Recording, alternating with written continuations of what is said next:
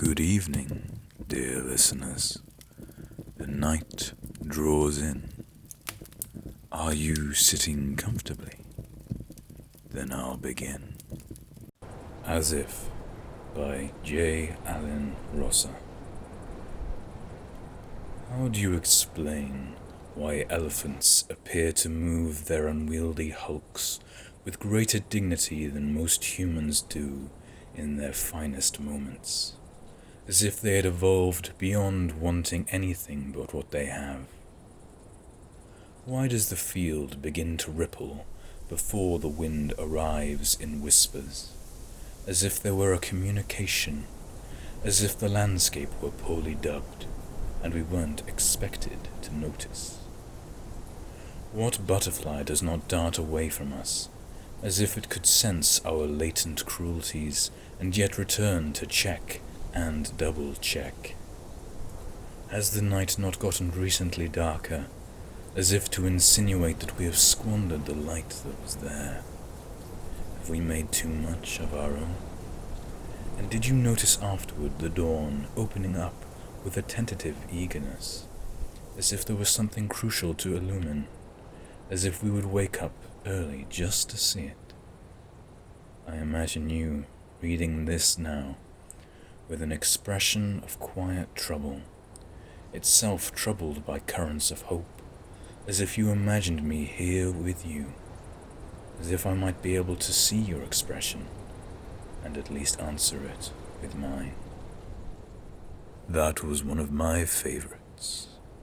I hope you feel the same way.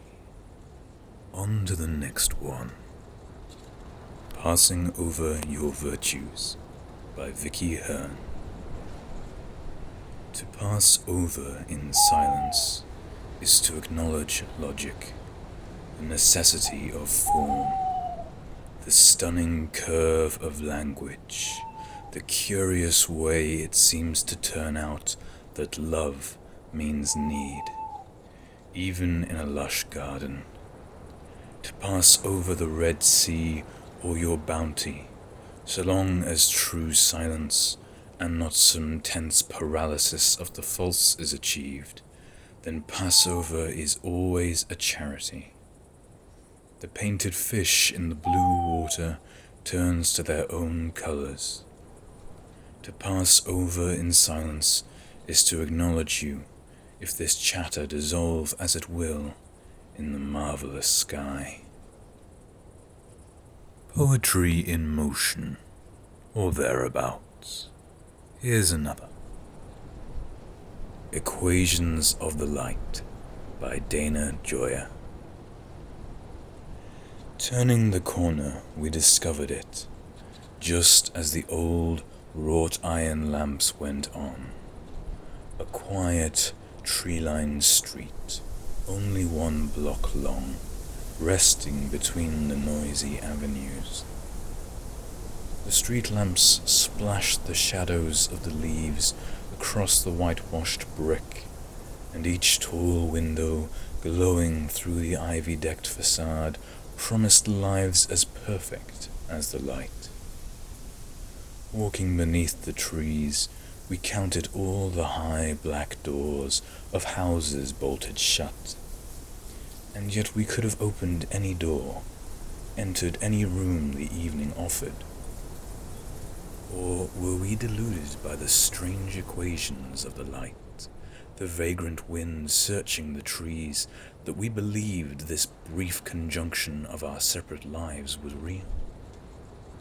It seemed that moment lingered like a ghost, a flicker in the air, smaller than a moth, a curl of smoke flaring from a match, haunting a world it could not touch or hear. There should have been a greeting, or a sign, the smile of a stranger, something beyond the soft refusals of the summer air, and children trading secrets on the steps. Traffic bellowed from the avenue, our shadows moved across the street's long wall, and at the end, what else could I have done but turn the corner back into my life? We're nearly there now. Just one more before sleep swoops sweet embrace. The Day is Done by Henry Wadsworth Longfellow. The day is done, and the darkness falls from the wings of night, as a feather is wafted downward from an eagle in his flight. I see the lights of the village gleamed through the rain and the mist, and a feeling of sadness comes o'er me that my soul cannot resist. A feeling of sadness and longing that is not akin to pain, and resembles sorrow only, as the mist resembles the rain. Come, read to me some poem, some simple and heartfelt lay, that shall soothe this restless feeling and banish the thoughts of day. Not from the grand old masters, not from the bards sublime, whose distant footsteps echo through the corridors of time. For, like strains of martial music, their mighty thoughts suggest life's endless toil and endeavor, and tonight I long for rest.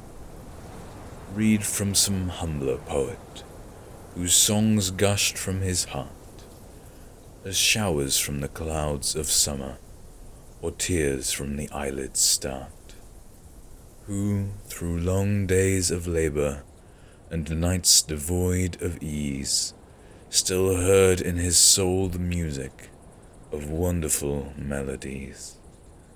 Such songs have power to quiet the restless pulse of care, and come like the benediction that follows after prayer. Then read from the treasured volume the poem of thy choice, and lend to the rhyme of the poet the beauty of thy voice. And the night shall be filled with music, and the cares that infest the day shall fold their tents like the Arabs, and as silently steal away. Thank you for listening. Evening has come. Sleep now, if it please you. The day is now done.